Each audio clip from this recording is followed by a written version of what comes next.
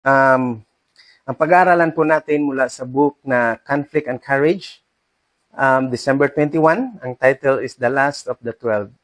Sabi po dito mga kapatid sa Matthew chapter 5 verse 11 hanggang 12, Blessed are ye when men shall revile you and persecute you, and shall say all manner of evil against you falsely for my sake.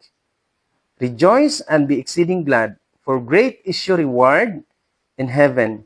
For so persecuted they the prophet which were before you. Now, sa pagpapatuloy, John lived to be very old. He witnessed the destruction of Jerusalem and the ruin of the stately temple. The last survivor of the disciples who had been intimately connected with the Savior. His message had great influence in setting forth the fact that Jesus was the Messiah, the Redeemer of the world. The rulers of the Jews were filled with bitter hatred against John for his unwavering fidelity to the cause of Christ. They declared that their efforts against the Christian would avail nothing so long as John's testimony kept ringing in the ears of the people. In order that the miracles and teaching of Jesus might be forgotten, the voice of the bold witness must be silenced. John was accordingly summoned to Rome to be tried for his faith. Here, before the authorities, the apostles' doctrine were misstated. False witness accused him of teaching seditious heresies. John answered for himself in a clear and convincing manner, but the more convincing his testimony, the deeper was the hatred of his opposer. The Emperor Domitian was filled with rage. He could neither dispute the reasoning of Christ's faithful advocate, nor match the power that attended his utterance of truth. Yet, he determined that he would silence his voice. So, mga kapatid, si John gusto talagang patahimikin, no? Sa atin din po kaya ngayon, ganun din po ba? Sa tingin ko, opo. Na lalo na pag tayo ay mag-witness at magbigay ng katotohanan, pilit tayong patahimikin ni Satanas, mga kapatid. Sabi dito, John was cast into a cauldron of boiling oil, but the Lord preserved the life of his faithful servant, even as he preserved the 3 Hebrews in the fiery furnace. As the words were spoken, thus perish all who believe in that deceiver. Jesus Christ of Nazareth, John declared, my master patiently submitted to all that Satan and his angels could devise to humiliate and torture him. He gave his life to save the world. I am honored and being permitted to suffer for his sake. I am a weak, sinful man. Christ was holy, harmless, undefiled. He did no sin, neither was guile found in his mouth. These words had their influence, and John was removed from the cauldron by the very men who had cast him in. So kung ating pag-aaralan mga kapatid, at magbalik tanaw ho tayo sa panahon nila John, yung mga apostoles ni Jesus Christ dati na faithful, yung talagang nakakaranas ng tinatawag na matinding persecution mga kapatid. Pag yun kaya ay dumating din ho sa atin na klaseng persecution, now ang tanong, makakatayo din ho ba tayo mga kapatid? Katulad nila? Alam nyo, sa ating buhay ngayon, bilang mananampalataya, dadanas ho talaga tayo ng persecution. Ang buhay natin ngayon is parang isang paaralan. No? Parang school room na doon tayo mga kapatid, everyday, tinitignan tayo ng Panginoon kung tayo po ba ay natututo sa kanyang paaralan. No? Pagdating ng panahon, dumating man ang matinding pagsubok o persecution, tayo ay matibay na, no? So para siyang sinasanay tayo ngayon sa paaralan ni Kristo. And going back doon kila John sa mga apostolis dati, mga kapatid, hindi sila nagiging ganun katibay humarap sa mga pagsubok at persecution sa kanilang buhay kung hindi sila dumaan sa tinatawag na unti-unti na pagsasanay spiritual.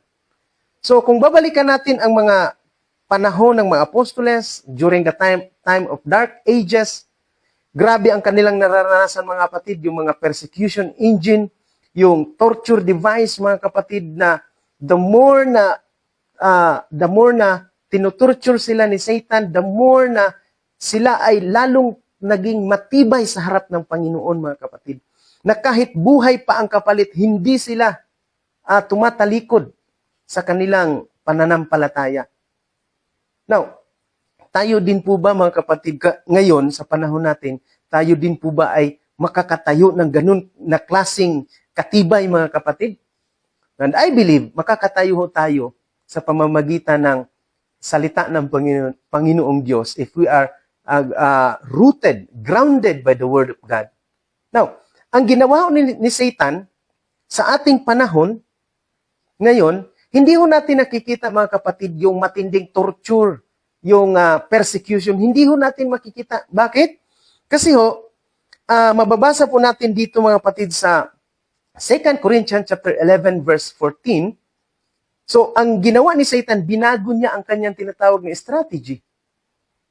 Sabi dito, mga kapatid, and no marvel, for Satan himself is transformed into an angel of light. Dati na si Satanas ay mamamatay tao, ngayon ay hindi na. Si Satanas dati ay napakasama, ngayon ay hindi na.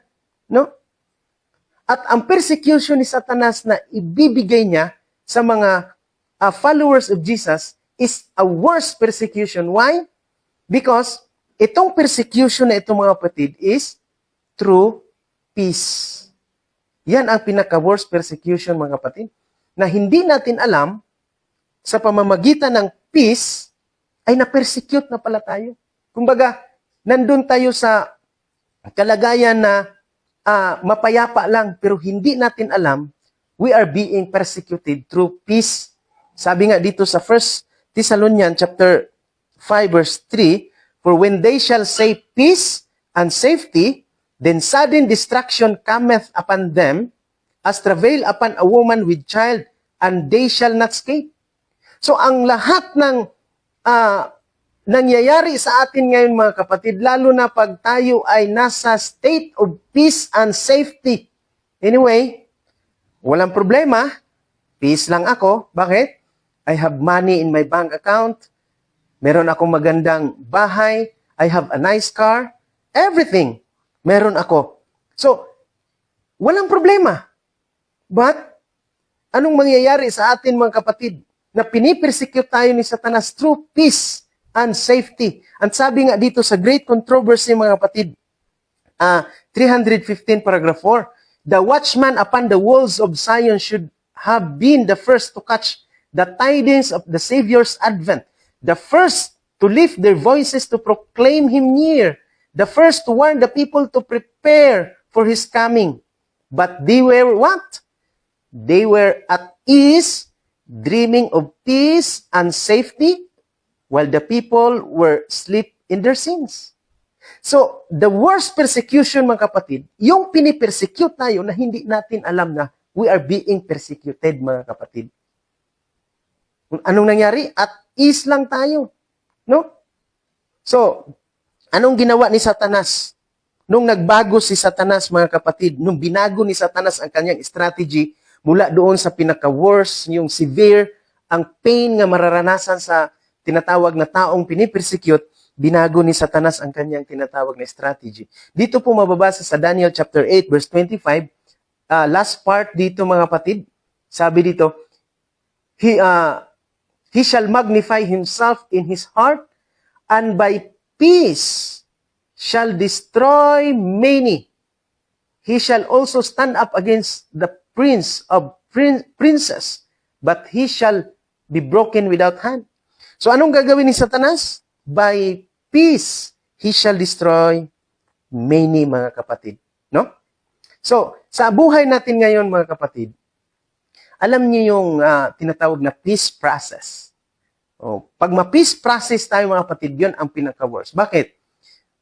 Hindi na tayo magkakaroon ng courage para gumawa pa ng tinatawag na challenge. No?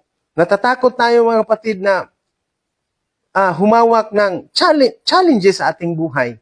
No? Bakit? Kumbaga, at peace tayo, at ease tayo, mga kapatid. No? Now, meron akong illustration dito sa kung paano, mga kapatid, pala ang hayop. Alam naman natin na kapag ang hayop ay kakatayin or papatayin, magpupumiglas talaga yan. No? Ganun din ang tao, pagka may problema, magpupumiglas yan. So, nabasa ko po dito, mga kapatid, sa Councils on Diet and Foods. I-connect ko lang po ito sandali. Sabi dito, some animals that are brought to the slaughter seem to realize by instinct what is to take place, and they become furious and literally mad.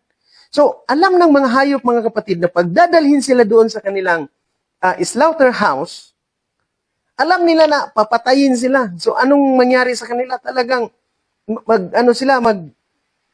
magpupumiglas sila. And they are killed while in that state. So, sa panahon na yung stress sila, nagpupumiglas sila, pinapatay sila sa ganung kalagayan nila, mga kapatid. And their flesh is prepared for the market, Their meat is poisoned. So, ibig sabihin, kapag ang kanilang kalagayan, mga kapatid, pag kinatay sila or pinatay sila sa kalagayan na stress kaya sila, galit sila, so, ang kanilang laman ay magiging poison and has produced in those who have eaten it cramps, convulsion, at saka, sabi nga dito, sudden death. So, may pamamaraan pala, natutunan ko po ito, mga kapatid, na may pamamaraan pala na ang hayop, para hindi siya magpupumiglas, dapat hindi malalaman ng hayop na siya pala ay kakatayin, at dapat hindi malalaman ng hayop na siya pala ay mamamatay na. So, napakasimple lang ng pamamaraan. Una, dapat merong 3 days preparation. Yung first day, dapat kaibiganin mo yung hayop, halimbawa kambing or kalabaw, baka or manok, kaibiganin mo siya, tapos hawakan mo siya, tapos ipapakita mo sa kanya na love mo siya, na hindi ka threatened sa kanya. So, ang gagawin, hihimas-himasin mo siya, kaibiganin mo siya. Then, second day, same procedure. Then, third day, hahawakan mo pa rin siya, nagkaroon na kayo ng, kumbaga, pagkakaibigan ng hayop na yon, nakakatayin, tapos magdadala ka ng napakatalas na blade. While hinihimas-himas mo siya, bigla mong gigilitan ang liig niya sa bandang area or point kung saan banda doon yung malaking ugat sa liig. So, gilitin mo siyang ganyan, tapos hindi niya masyadong mapapansin yon. So, pabayaan mo lang siya, naglalakad-lakad yung kambing or yung kalabaw dyan or yung tupa, na hindi niya alam na yung dugo unti-unting tumatagas hanggang sa pag naubos yung dugo niya, mga kapatid, yung hayop na yon, matutulog na lang siya into death. So, mga kapatid, ang malupit dito, baka hindi natin alam na katulad ng hayop na ginigilitan na pala tayo ni Satan, ang ating espiritual na pamumuhay, and one day, maggugulat na lang tayo, matutulog na lang tayo into death, into spiritual death, mga kapatid. Now, bakit? Kasi nakaharap tayo ngayon, mga kapatid, sa napakalaking persecution na darating. Kaya ngayon pa lang dapat gising tayo, dapat ang ating spiritual ay talagang matibay ang connection natin, mga kapatid, sa Panginoon. Now, before ako mag-end sa aking presentation this morning, mag-iwan po ako mga kapatid ng katanungan sa bawat isa sa atin. Now, the question is, if there is a great controversy, do you feel the war? If there is a great controversy, do you feel the war, mga kapatid? Or our feeling now is peace and safety. Now, in Revelation chapter 6, verse 17, for the great day of the Lord, for the great day of His wrath is come, who shall be able to stand? Pag dumating, mga kapatid, ang trouble such as never was since there was a nation, persecution. Isa sa persecution, mga kapatid, yung no buying and selling. Pag dumating yan, mga kapatid, tayo po ba ay makakatayo? Who shall be able to stand? Those who only understand, and the wise shall understand. Magandang araw at pagpalain tayo ng ating Panginoon Diyos.